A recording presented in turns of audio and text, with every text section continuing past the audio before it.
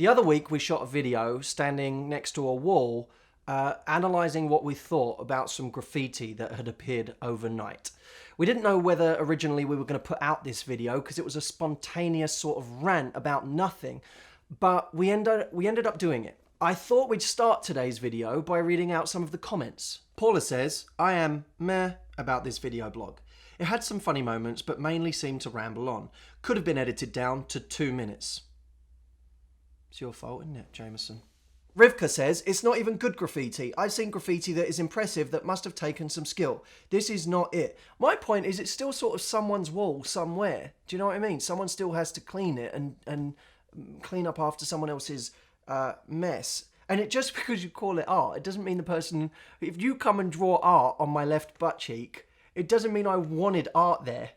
You've just come and vandalised my arse. Linda says, even though I typically agree with your opinions and everything, and it must have been annoying to see the damage of property for such a useless scribble, I'd prefer it if you kept on track with your insight to men, women, and relationships. Just saying, ... You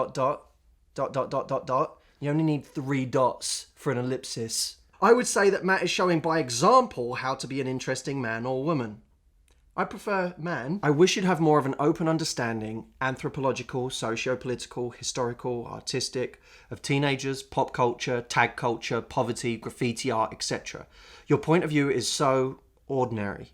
I wish people with a lot of influence, like you, would try to open others' eyes to new perspectives instead of reinforcing everyone's common prejudices. That's actually a really articulate, well-made point. I do have a lot of influence. Emma says, Matt, you need to pull it together. Too many of your videos recently have been about irrelevant shit. We enjoy your shit, but in moderation. These were probably 1% of the comments that I got on this video. The majority of comments were overwhelmingly positive and excited and lovely and all of those things. But it's interesting to me. I didn't know exactly how it would be received, but I knew that it had the potential to be received differently from the normal videos that we do. See, normally me and Jameson would sit here in my apartment and we would do a video about something. 3 tips to get a date, 5 tips to text a guy, 6 ways to build a great love life, whatever. That's a very easy way for me to get validation and give value. This video forced me to both get validation and give value in a completely different way. It forced me to entertain, not from a place of having tons of tips to give away, but from a place of just saying, I'm going to comment on this thing.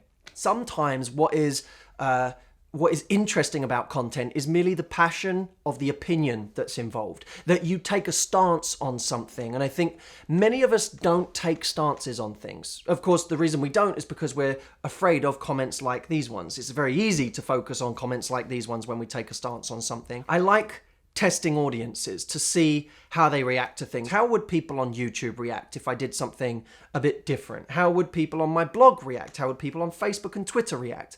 Would they enjoy it? Would they take it for what it was, just a fun Sunday video? Or would they get annoyed and say, this isn't like the stuff that you normally do? By the way, I think we should all do that in our daily lives as well. Not be confined to one thing, but try and test our audience and the people around us to see what happens when we try different things within our personality. When we are going about our lives, we have this very strong desire to stay within the limits of what other people expect of us. If we've been funny for a long time, people expect us to be funny, to laugh, to make them laugh, and so on. If we're someone who always speaks intellectually and always has a very intellectual point to make, we feel the pressure to be intellectual at all times. But many of us don't give ourselves the space to maneuver with our personality and to do things differently to what we normally do. Jameson and I have actually had quite a strategic mission in the last year to not just do love life videos,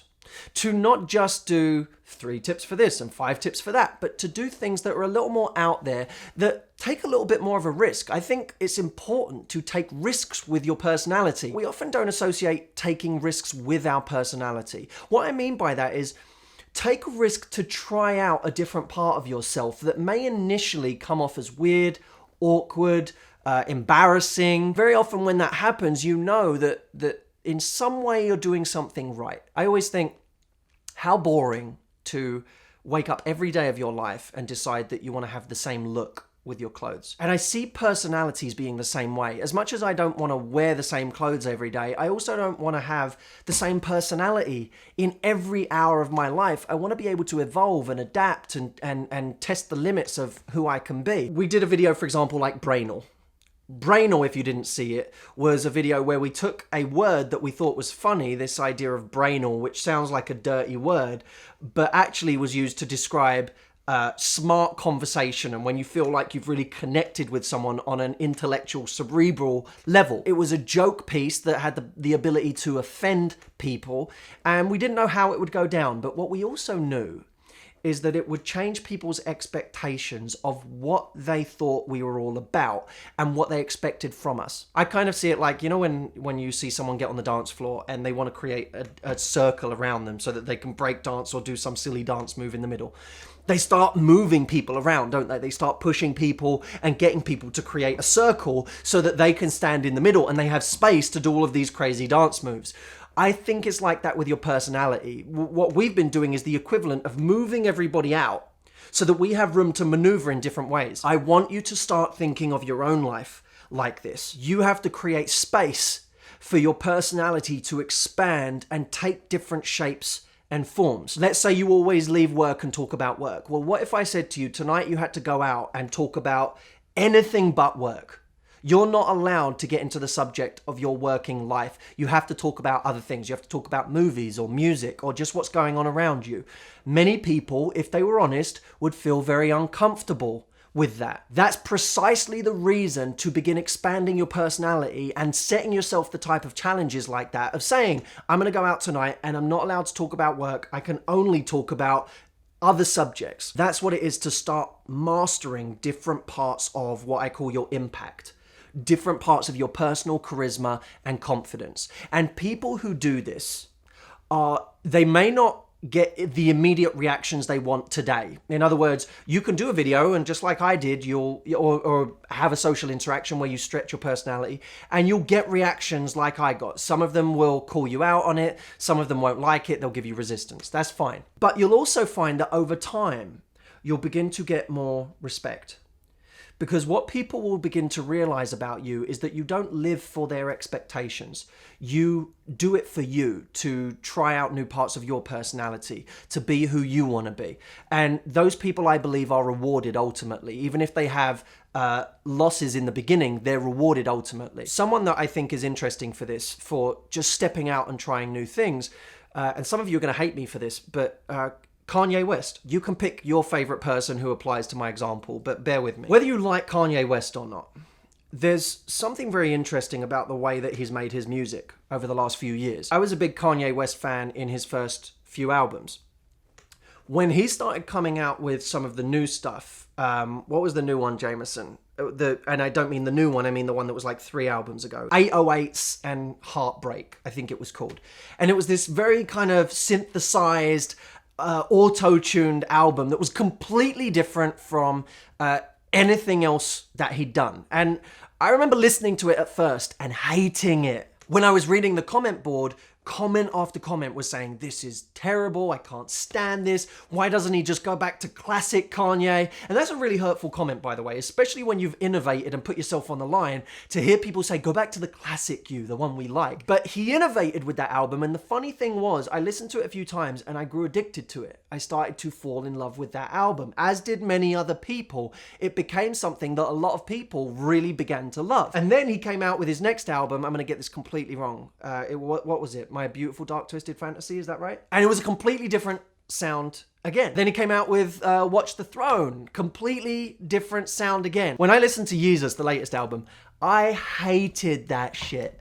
Like, I couldn't stand that. I listened to it and I so wanted to like it because I'm such a big fan of his music. And I was listening to it and I was going, I don't know if I can get myself to like this one. Like, I really don't like it. And then I listened to it again and again. It made me lose faith in my own judgment because I really didn't like it. And then I grew to absolutely love it. And it doesn't mean I love every track on it, but there's certain tracks on that I really love. Whether or not you think Kanye is completely batshit crazy, I can't help but appreciate the fact that he's not so scared of what we all think that he stops innovating. I admire so much that type of bravery, because the hardest thing to do is to take something that's working for you and change it. If you're the funny guy or the funny girl, to take that and change it and suddenly decide, you know what, I'm not gonna be everyone's clown. I'm gonna stop making everyone laugh every 10 seconds and actually start talking about some more interesting and in-depth and just chilled out things instead of being an entertainer the whole time. That's brave, because you're used to getting laughs. You're used to getting love for being funny.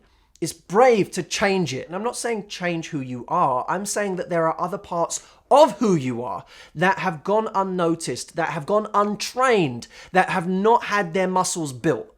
And that unless we start getting brave enough to expand not just our own vision of ourselves, but other people's vision of us, we'll never break free of the identity we've always had and give ourselves room to become what we can become. My videos in some way have been a kind of microcosm for that in my life. I have made it a social experiment to expand your view of me over the last year and to see if I can challenge what you know about me and keep pushing those limits. And I will continue to push those limits over the next 12 months. I want to show you that I'm not above that I'm there with you, trying to make sure that you don't just have a one-dimensional view of me, but you see me for what I can really be.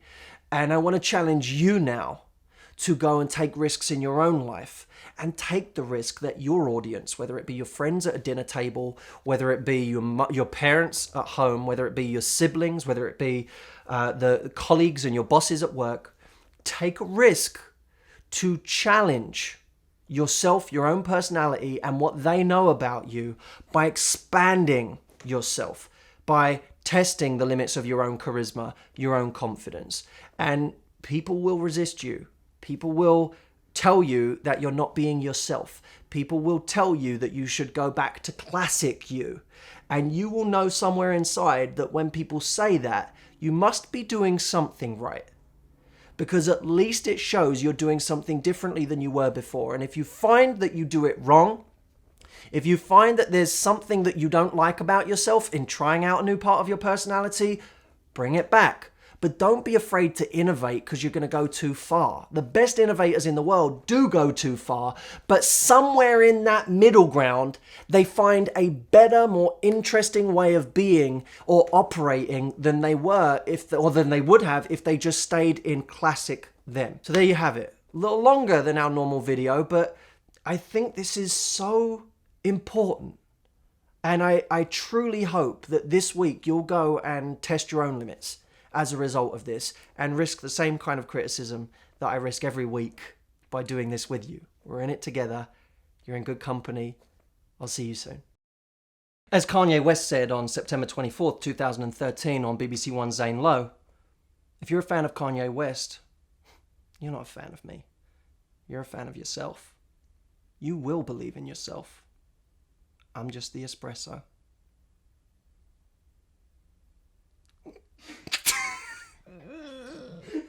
The Kanye thing, you have to just show that process. I don't want people to think that that line just, like we just said that. Can you fit in the line, you are more than classic Kanye? Never stop changing. Because after all, you're more than classic Kanye. And in the words of Beyonce, never stop changing. Wait. So stupid. And in the words of Jay-Z, never stop changing. Because after all, you're more than classic Kanye. Wait, can't we find like a classic crazy Kanye? As Kanye West said on September 24th, 2013 on BBC One's Zane Lowe. As Kanye West said on September 24th, 2013 on BBC One's Zane Lowe, if you're a fan of Kanye West, you're not a fan of me. You're a fan of yourself. You will believe in yourself. It's starting to sound like a preacher. All right.